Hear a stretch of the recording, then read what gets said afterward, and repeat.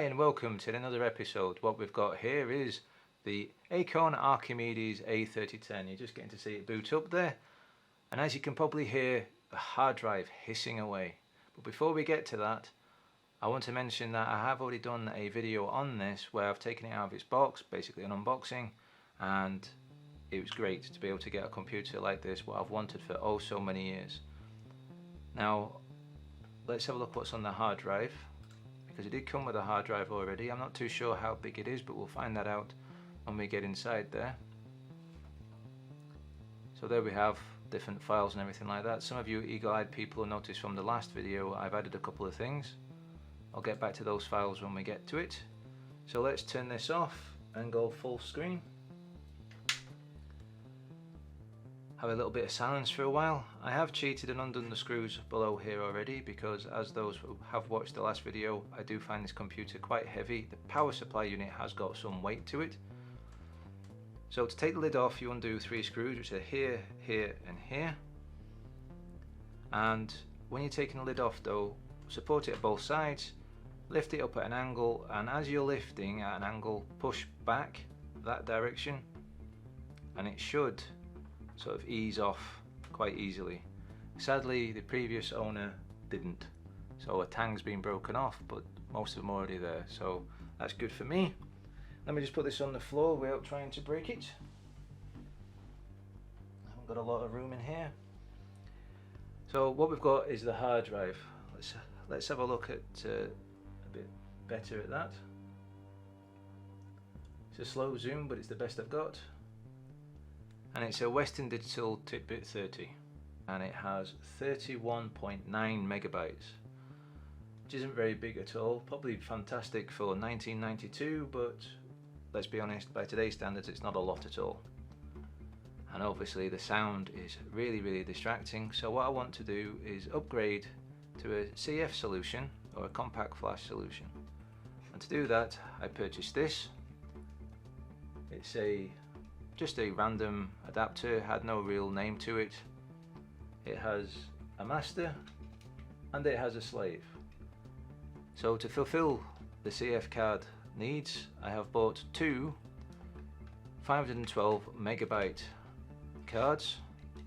The reason why I've gone so small is because the operating system, from what I've read on forums and things, is that it can't handle pretty much anything more than 504 megabytes. So 512 seems a perfect size, and there's no need to mess around with partitions and everything like that, and it's the best way that this seems to be able to handle it, from what I've read in general. Unless you buy some fancy adapter that costs £145 or something, time you've got the controller card, the adapter so that it can handle CF card, and getting a 2 GB card that's been specially partitioned so you can get all of that. And quite frankly, I think 2 GB for a machine like this is probably overkill. Quite frankly, I think 512 is probably overkill, but I wanted to use this controller card because what I had previously, as I've played around and made sure this all works, is this. For those of you that have an Amiga 1200, you probably have seen these more than enough times by now. As you can see, it even had the double-sided sticky tabs that I used to use. I've changed that to a different way of solid state now and have a ridiculously large hard drive in there, but I tested it with this and it worked, so I thought fine, let's get the one that has 2 on it, you know, for master and slave, and buy a second 512. Both of these CF cards are brand new, so I've had these in the past week. I've played around a little bit. Now the most difficult part of all this was that I didn't get any extra discs to go along with this, because it seems what I should have got was 2 discs, which was apps 1 and apps 2. Didn't get them, and I didn't get the floppy disk that should have come with the installation of this whole podule. Acorn seems to want to call them podules instead of modules, but the thing is that not having that, I was sort of stuck. Apart from, thankfully, I had the USB floppy drive that I've spoken about before as well. Without that, I could never have got going with what I've done here. So again, I do recommend people out there get themselves an MPF 88E-UA USB floppy drive. It comes in so handy for the MSX, for the Archimedes it seems, and I'm sure it comes in handy for the machines as well. It gives you that bit of easy retro going back of doing floppy disks than it does having a whole retro PC up and going. Obviously that'd be fun as well, but I haven't really got all the space for all that. So let's get on with doing what we need to do. Now obviously what I need to be able to do is get this plugged in there using this ribbon cable, and I need to get going with the floppy disks. So what I'm going to do is go across to my PC and show you what I did there. But for this I also used, basically what I've done is taken the ribbon cable off of this, because you sort of have to dance between the hard drive and the CF card. So let's jump across to the PC. Then we go across to riscos.com, we slide down to FTP, then we slide down to riscos 3 1.1, and then we download SparkFS. I've already got the file, so I have to replace it. From here, if you so wish, you can have a click at the instructions.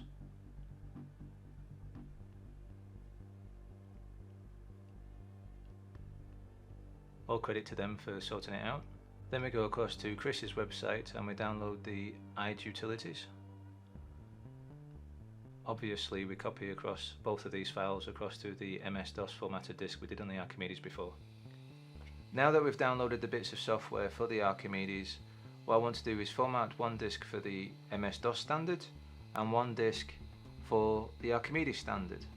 Now you're probably going, why are you doing that? Because these disks were already formatted to 1.44. I understand that, but the way that the Archimedes seems to be is that it's a bit picky about how the disk was actually formatted, even though it's supposed to be a certain standard. So what we do is stick a disk in, middle button, slide up to format, and then slide down to other formats and select DOS 1.44. And obviously tell it to format. I'll fast forward through this.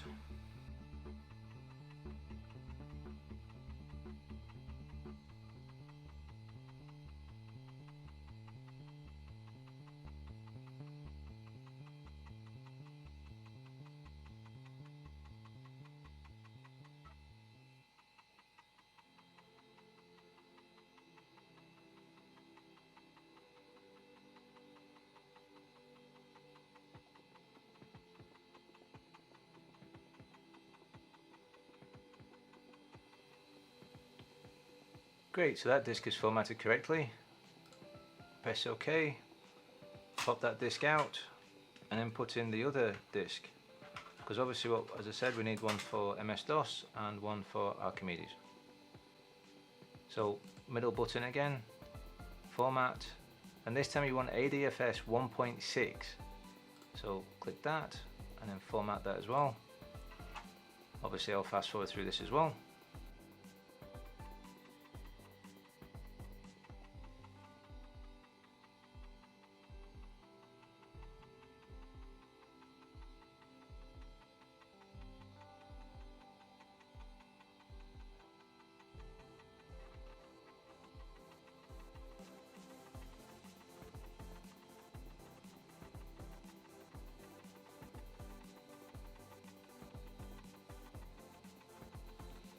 And great, that one's formatted correctly as well, so we press OK on that.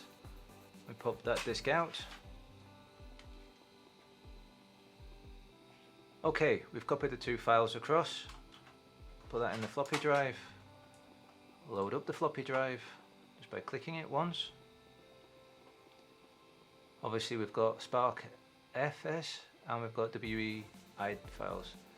The tildes are truncations. Don't worry about them right now, and this system folder you can completely forget about it. For now, let's create a folder on the hard drive. Let's call it temp, because we're not going to really need this afterwards. Let's copy across the Spark FS file. Might as well click quiet.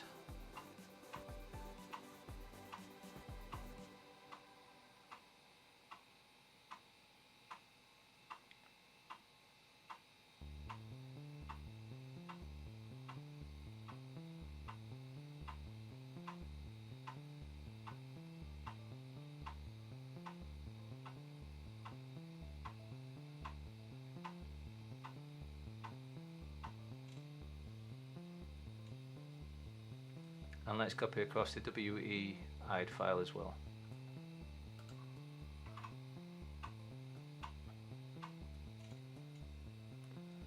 Okay, so in this case we don't need the floppy disk anymore, so let's pop that out. And let's get on with getting this SparkFS running.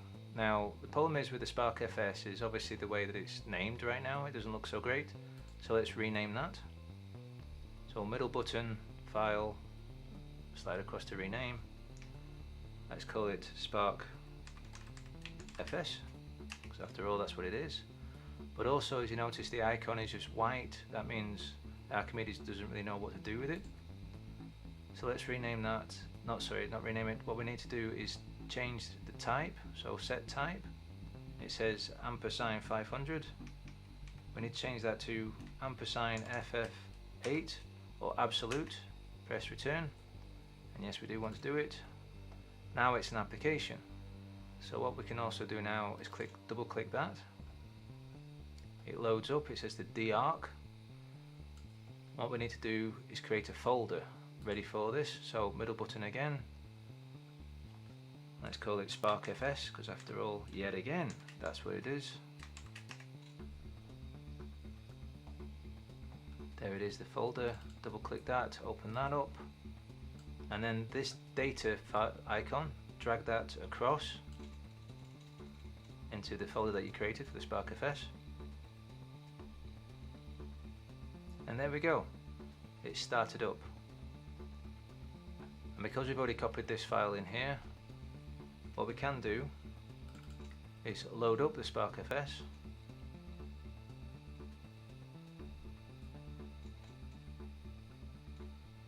There's the icon for it. And now if we drag that across to it, it shows us what's inside there. We need another folder for this, so let's create another folder and let's call that IDE form. So that's the name of the main program we want. Again, we open up the folder. So obviously what we need is all these icons dropped into that new folder. So what we can do is middle button, select all, and then click and drag all of them across. Let's say quiet for it again, because it will copy them all across without keeping asking us, yes, do we want to do this folder and this file and so on and so forth.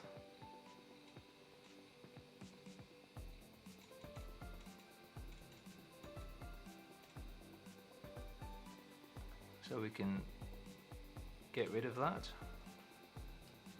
Now I know it seems a bit silly to copy it across to the folder first, but what we want to do is make sure that it has decompressed correctly, and by basically telling it to do all of that, it's a simple, not perfect way of knowing that everything's uncompressed. So let's close down a couple of folders that we don't need.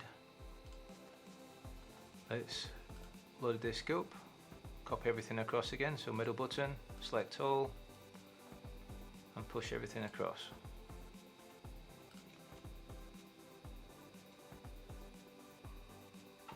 The reason I've done this way is because it's not having to uncompact and copy, it just does all the uncompacting is done once and then all the compacting. I know it takes a little bit more time, but I just prefer to do it this way.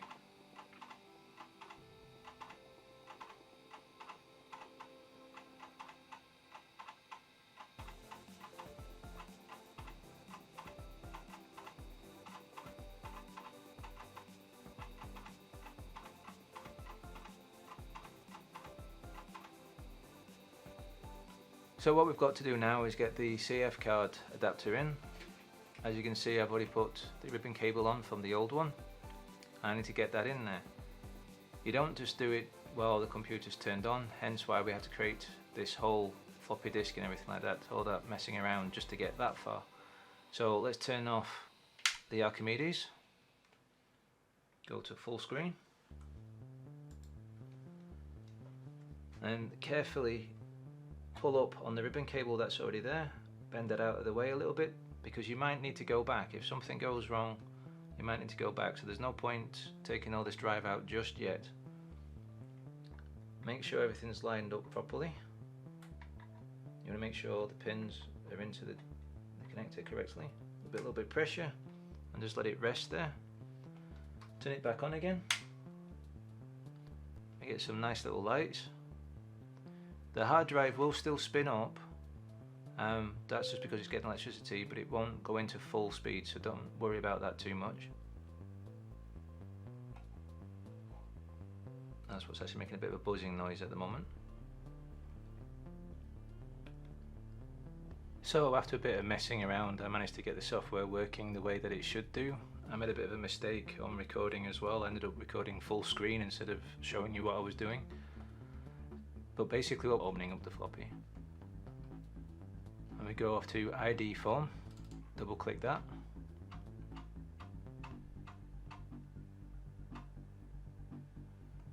And then we double click the icon when it comes at the bottom. And it says all of this. What you'll probably have is this one hidden away. But basically what you do is over the drive, you middle click, identify, and then it'll fill in all the information over here that you need to have. Click, make sure that set parameters is done. Make sure that ready is set to 0, because it doesn't matter anymore, because compact flash being solid state, you don't need a time for the hard drive to spin up again after being idle before it can start accessing it. It doesn't matter. And the standby and dismount and idle and everything, that can be unchecked. I found that it's a bit flaky, this program, so click OK. And then come back in again, you know, as in it's done it and everything like that. Then click the second drive, middle button, add drive, card 0, slave, and then middle click again and click identify, and it'll fill it in over here again for you. Again, making sure everything else is set like this, and then you click OK.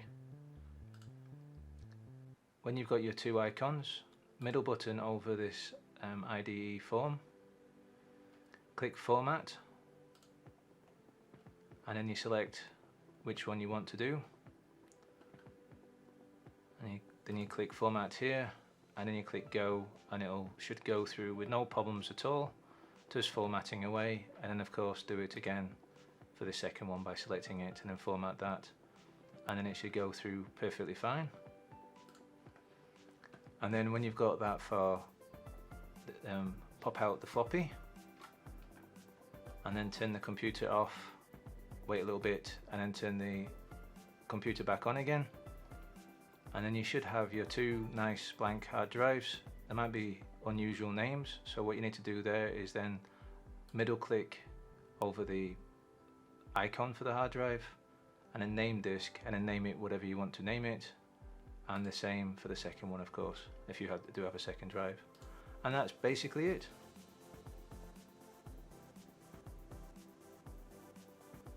So now that we've got the hard drive up and running, what we need to do is actually change this for the original hard drive that's hiding below there.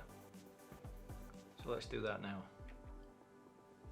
Turn off the computer.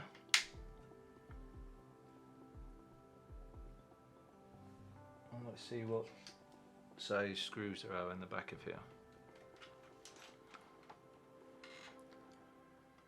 So there's a couple of screws here that we need to undo.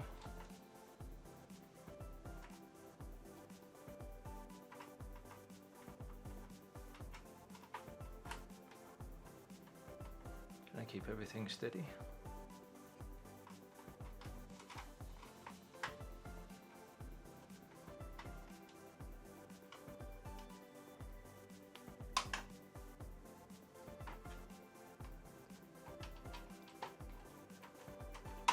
So what we need to do is actually take out the whole module.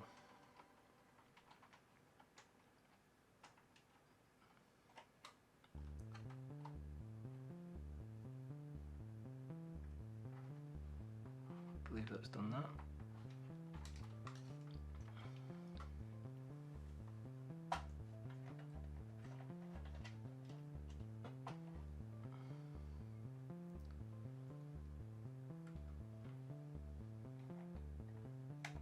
Take out the whole module very carefully though, because there's very long pins.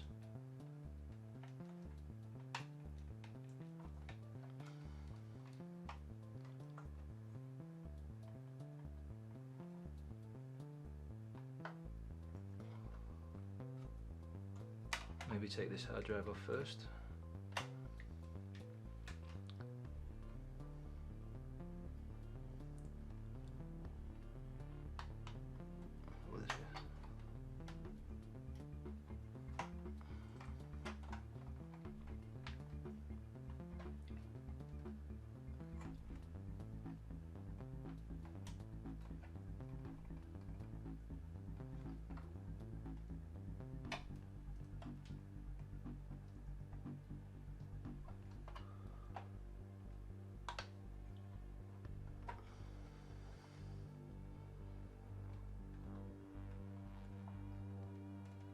Carefully easing everything up.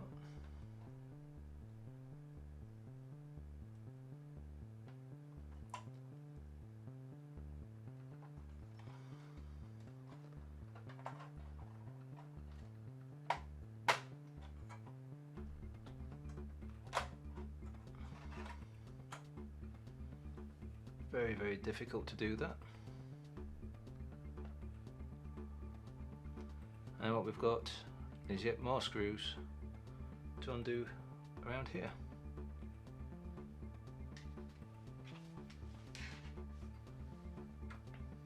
So let's do that.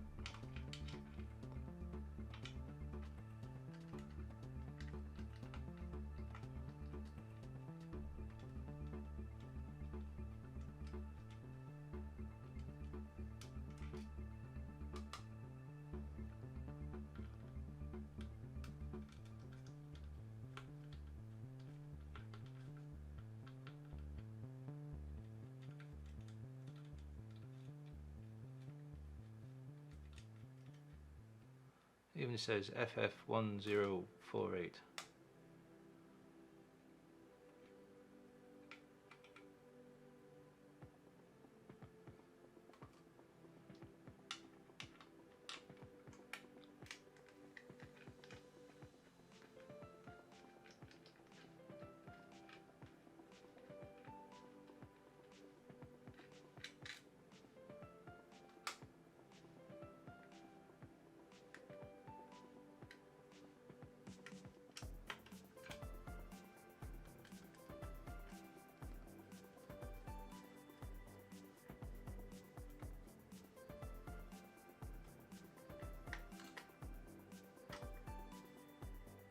Go.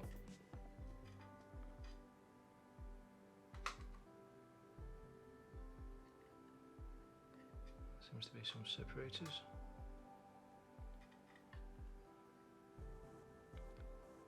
There we go.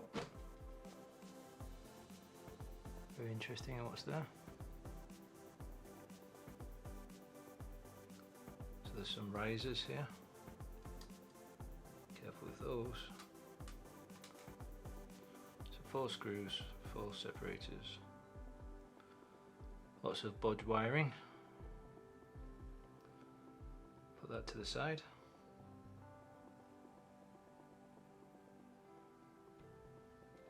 So there we go, the module is back together again. You can see there's a bit of flex, put 1 screw in the back there with the likeness of all of this. That'll be fine. So let's carefully line this back up again with the Archimedes, making sure that everything's lined up.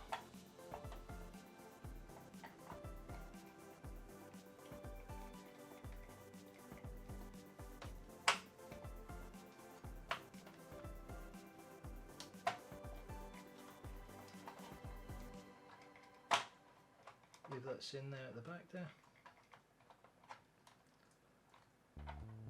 Yep, everything seems fine.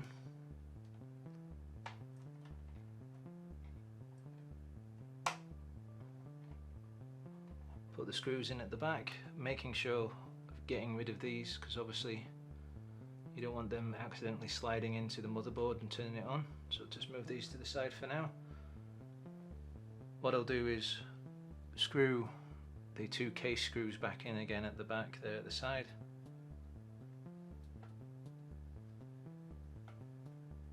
For now though, let's turn it back on and see if everything works well.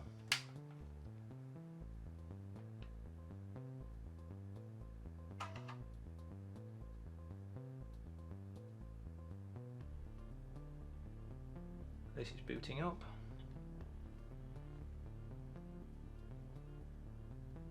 And there we go, it seems to be showing the hard drives.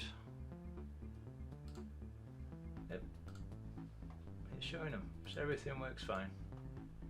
Great, so that's a nice improvement. All nice and quiet again now, or for the first time ever. As I say, I'll put these two screws in at the back and put the case back on again. As always, happy gaming!